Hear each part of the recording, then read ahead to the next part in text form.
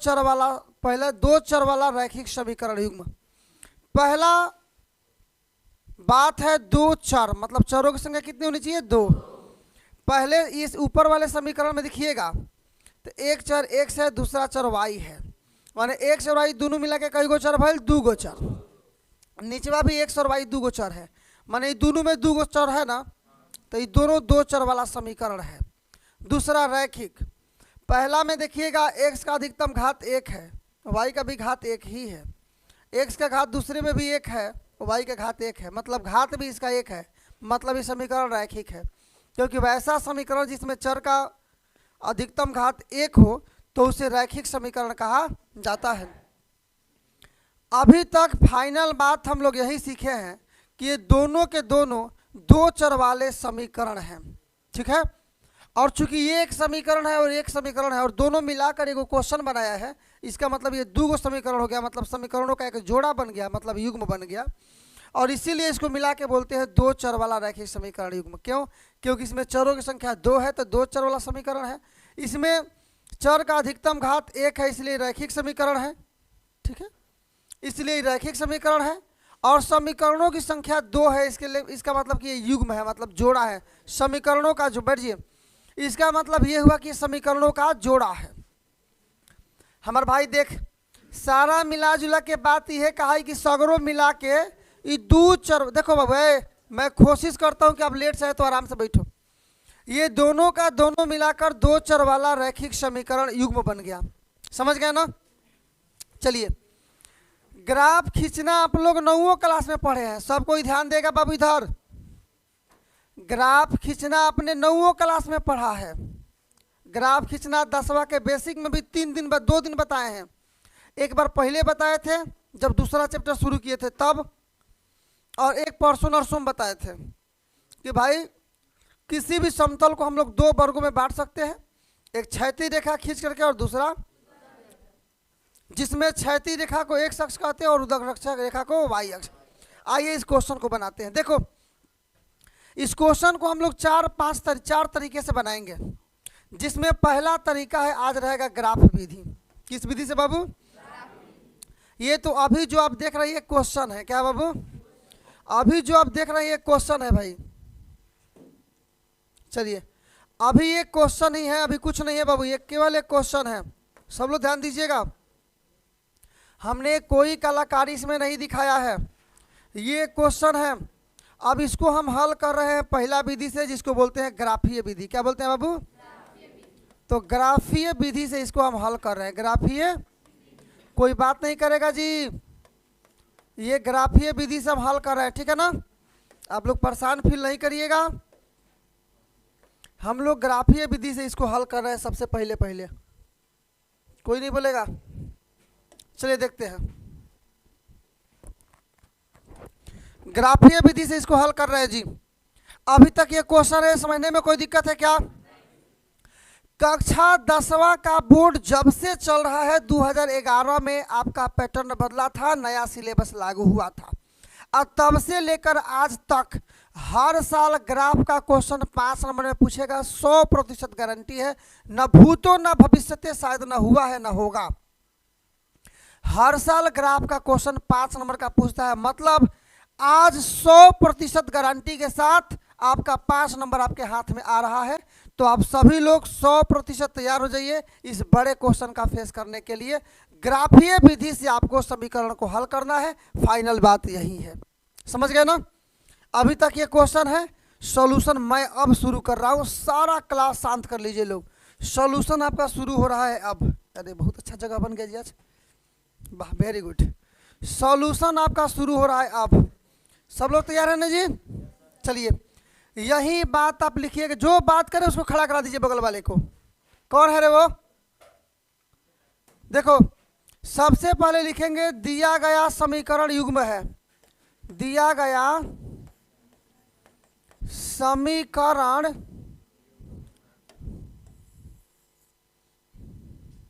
सबसे पहले लिखेंगे कि दिया गया समीकरण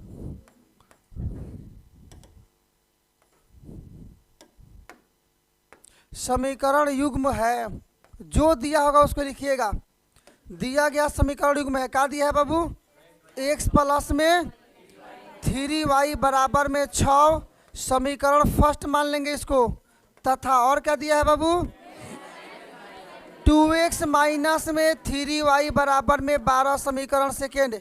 जीवन में ये कभी नहीं भूलना बाबू, मैं बोल रहा हूँ ना, 11वीं 12वीं में हर क्लास में पढ़ना है भाई, वहाँ समीकरण के नाम से पढ़ना है, यहाँ समीकरण के नाम से पढ़ना है, पढ़ना हर क्लास में है।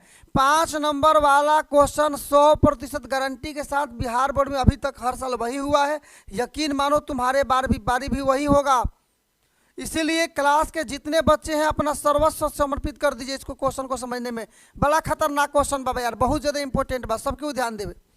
हमेशा यही काम करेंगे, जितना हम स्टेप बता रहे हैं आप लाइफ में कभी भी ग्राफ खींचिएगा इसी स्टेप से बनाइएगा, मेरी बात समझ रहे हैं? ना कम ना ज़्यादा, बस एकदम का वादा, इसी विधि से हमेशा बनाने के तुम रखना इरादा हर बार। आइए आगे लिखेंगे समीकरण 1 से, क्या लिखेंगे बाबू? समीकरण 1 से बोलो, समीकरण 1 क्या है? x प्लस में 3y बराबर में 6। अब यहाँ आपको मन करे तो x का मान रखिए निकालिए, मन करे तो y का मान निकालिए, मेरी बात समझ रहे हैं ना? यहाँ आपको जो मन करे सो करिए बाबू, मन करे तो x का मान निकालिए, मन तो y का मान, आपकी मर्जी। हम x का मान निकाल रहे हैं, या x बराबर इधर 6 है ना बाबू, ये 3 प्लस में है ना, उधर जाएगा तो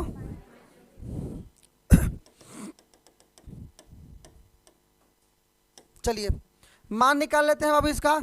इसलिए मान निकालेंगे x का, x बराबर क्या होगा जी? 6 माइनस में 3y। बात आप समझ गए क्या? बात आप लोग समझ गए जी? किसी को कोई दिक्कत हो तो बोलिए। अब चलिए मान रखेंगे जी, जो दाहिने तरफ आपने रखा है, दाहिने तरफ x है कि y, तो अपने मन से y का कुछ भी मान रखो, आपकी मर्जी। बेहतर हो 0 पर बैठ जाए तो सबसे सही है, क्योंकि ग्राफ पर किसी एक अक्ष पर मान प्राप्त होता है। यदि 0 पर ये बन जाए तो सबसे बेहतर है। तो जो दाहिने तरफ है ओकर मान अपने मन से रखेंगे, तो जो बाएं तरफ है उसका मान कुछ निकलेगा।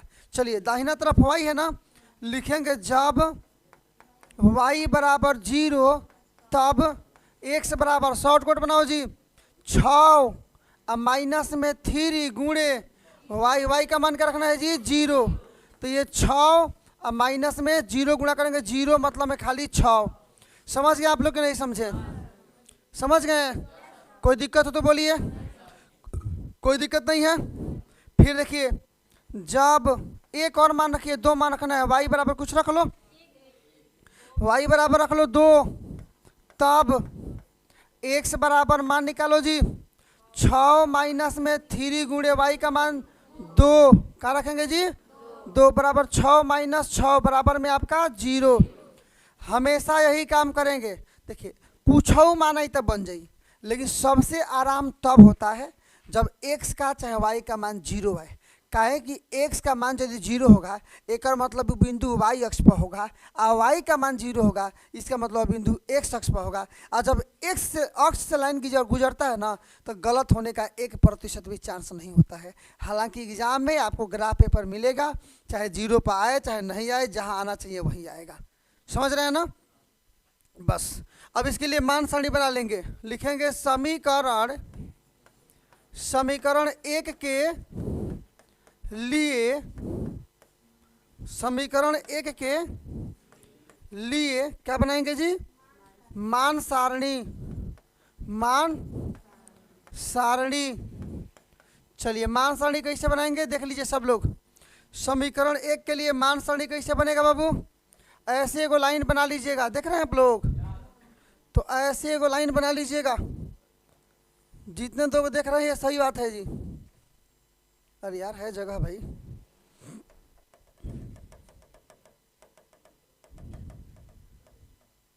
मान लिए मान सारणी,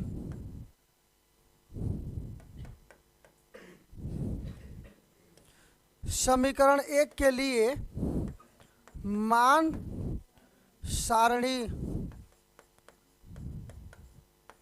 ठीक है? समीकरण 1 के लिए मान सारणी बना रहे बाबू, सब कोई ध्यान से देखे भाई। समीकरण 1 के लिए मान सारणी बना रहे हैं हम। सब लोग ध्यान से देखेगा, कोई बातचीत नहीं करेगा। क्या आप लोग ये चीज़ देख पा रहे हैं? चलो ये चीज़ आपने देख लिया। समीकरण 1 के लिए मान सारणी बना रहे हैं जी। सभी लोग ध्यान समझिए।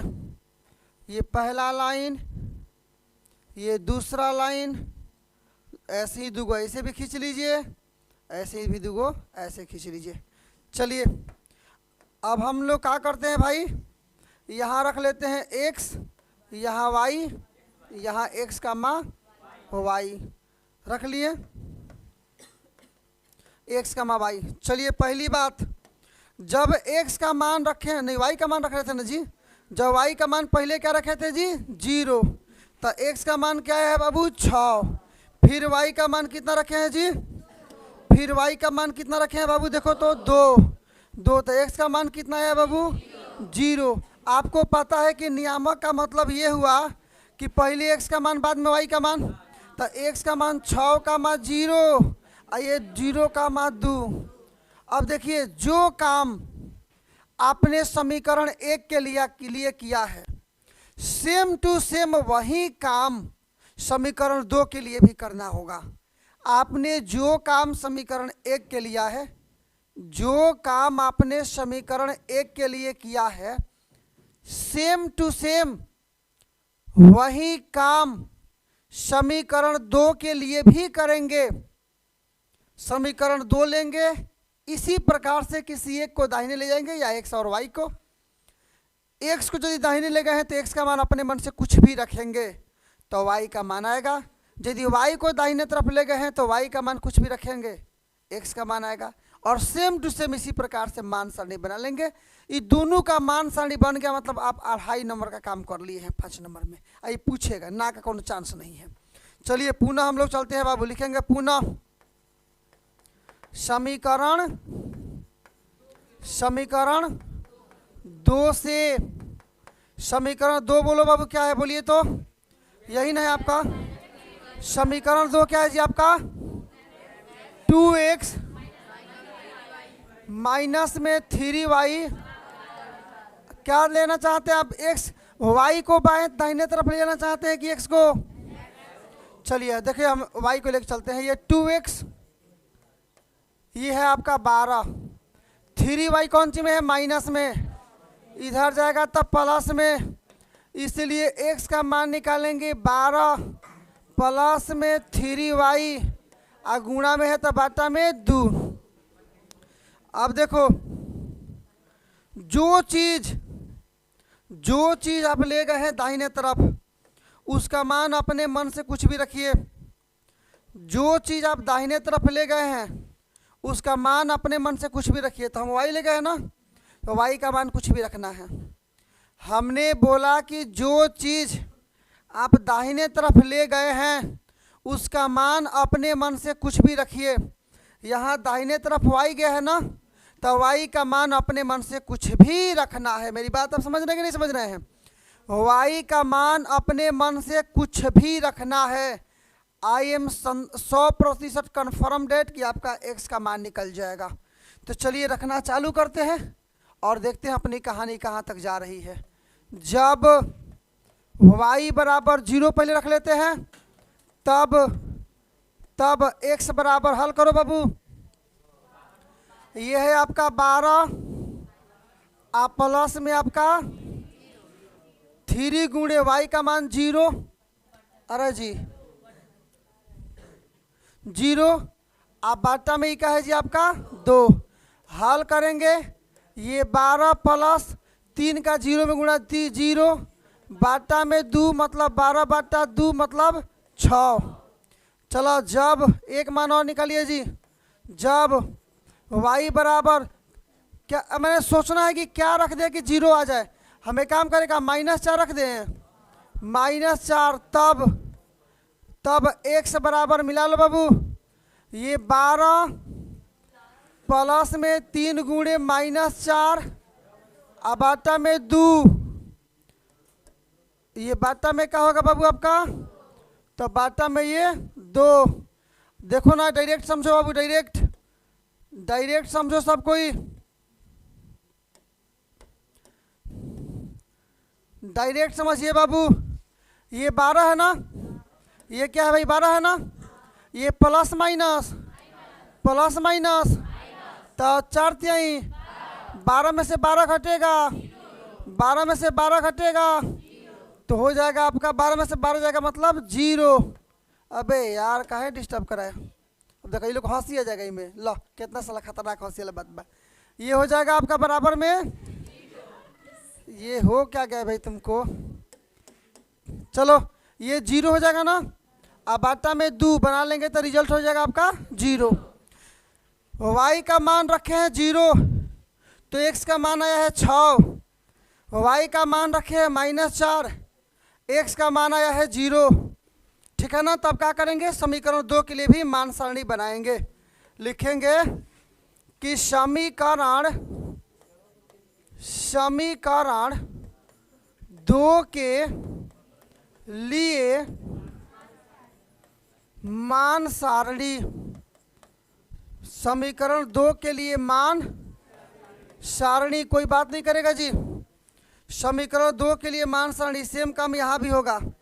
एगो दूगो ऐसा भको लड़का आ गया है कोचिंग में कि सब भकोलई अपना छोड़ नहीं रहा है। ते मजा ले भाई, अभी मजा ले और बाद साजा बाद में मिलबे करी, चिंता करे के बात नहीं खे। तो ये एगो दूगो भकोल है क्लास का, ये भकोलवा सब कुछ हो जाएगा ना तो ये चुप नहीं रहेगा। माँ काली माँ का मुड़ी पर हाथ रख के कसम खाया है कि लात खाएंगे, भात लात खाएंगे, डांट खाएंगे,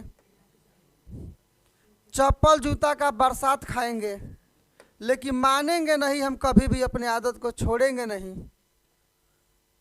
चाहे शिक्षा का कितनों बात खाएंगे, चाहे गार्जियन का लात खाएंगे।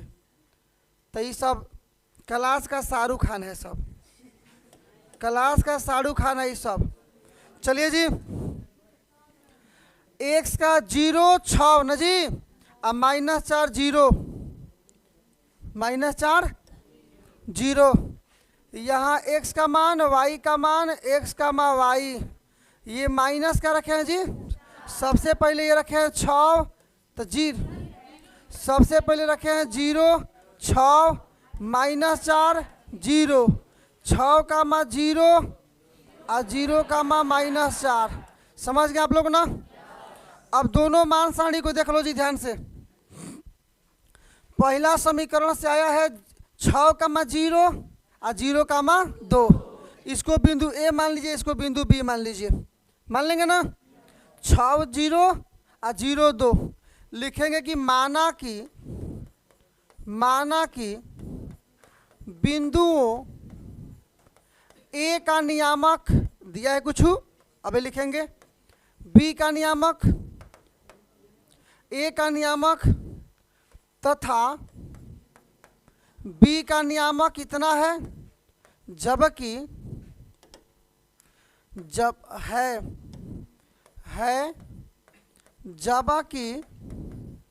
सी का नियामक है, इसको मान लेंगे, तथा डी का नियामक इतना है। चलिए,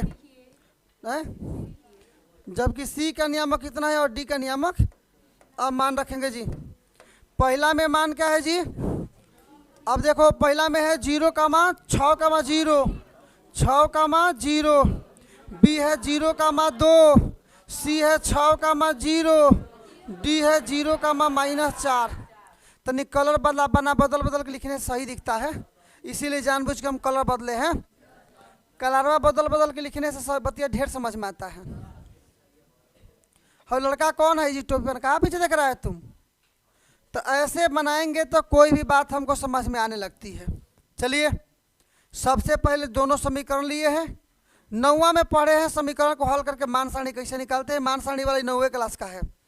समीकरण को हल करके मान सारणी कैसे निकालते हैं, यही 9वीं क्लास का है। ये यहाँ ए भी मानना, ये भी 9वीं क्लास का है। जो ग्राफ खींचेंगे वो भी 9वीं क्लास का है। अंतर है कि वहाँ केवल एगो लाइन, एगो समीकरण का ग्राफ खींचाता था, यहाँ दो का ग्राफ खींचा रहे कहीं पर, बस इतना ही का अंतर है, उससे कोई मतलब नहीं है। चलिए अब हम लोग ग्राफ खींचेंगे बाबू, अब हम लोग ग्राफ खींचेंगे जी, ग्राफ खींचे ना। चलिए ठीक है जी,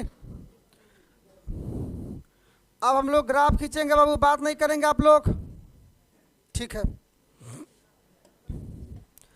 इसको बोलते हैं हम लोग एक्स, इसको एक्स डैश, ये वाई, वाई, ये हो गया आपका 0। बस इस बात का ध्यान रखेंगे ना कि बिंदु बराबर बराबर दूरी पर हो। वैसे एग्जाम में आपको ग्राफ पेपर मिलेगा, उसमें बिंदु पहले ही बराबर बराबर दूरी पर रहता है। यहाँ ये बात याद रखना है कि आपका बिंदु बराबर बराबर दूरी पर होना चाहिए।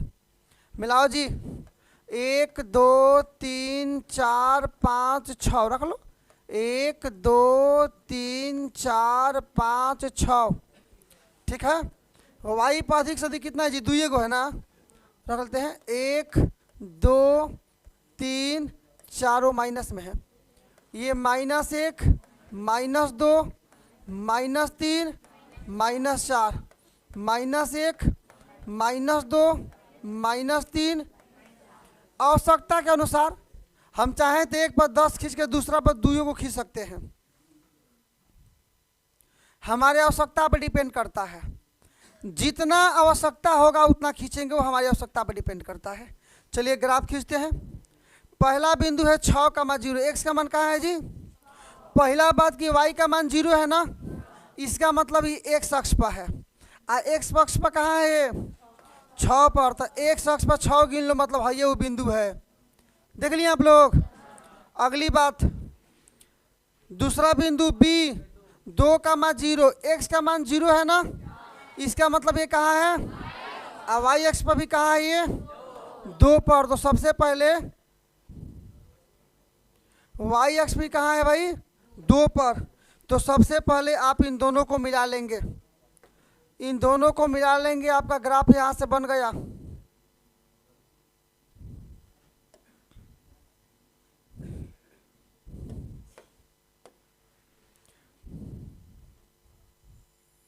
ठीक है भाई, देख रहे हैं आप लोग, ये आपका ग्राफ बन चुका है, टेंशन की बात नहीं है, ठीक है। इसको आगे तक बढ़ा लीजिए, बढ़ा लिए ना, इसको भी आगे तक बढ़ा लिए, बढ़ा लिए। ये पहला समीकरण का ग्राफ हो गया। दूसरा समीकरण के लिए ग्राफ खींचिए जी, सी और डी।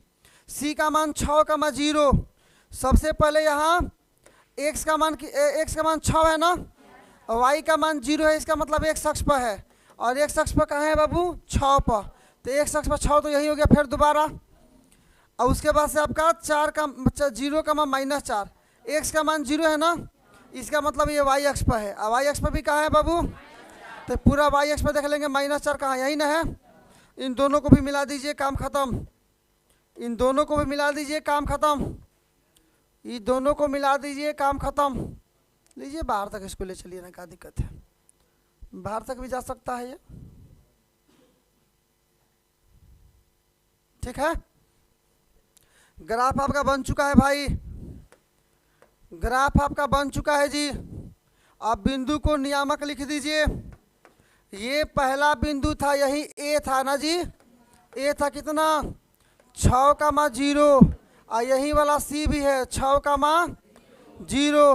ये आपका 0,3 क्या था, ये 0,2 क्या था जी, ये बी था 0,2, और ये है आपका नंबर डी ना जी, 0,-4।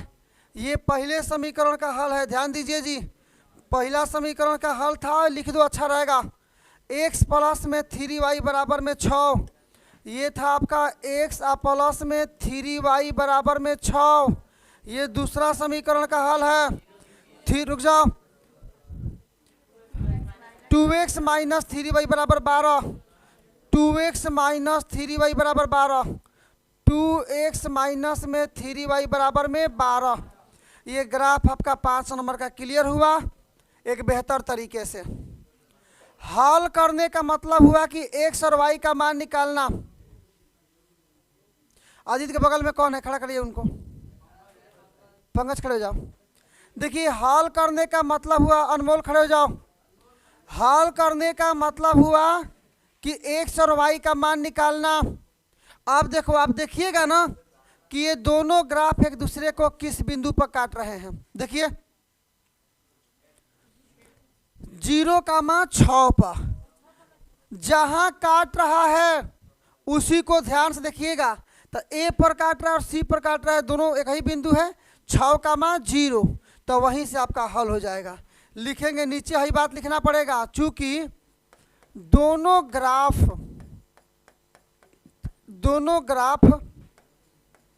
परस्पर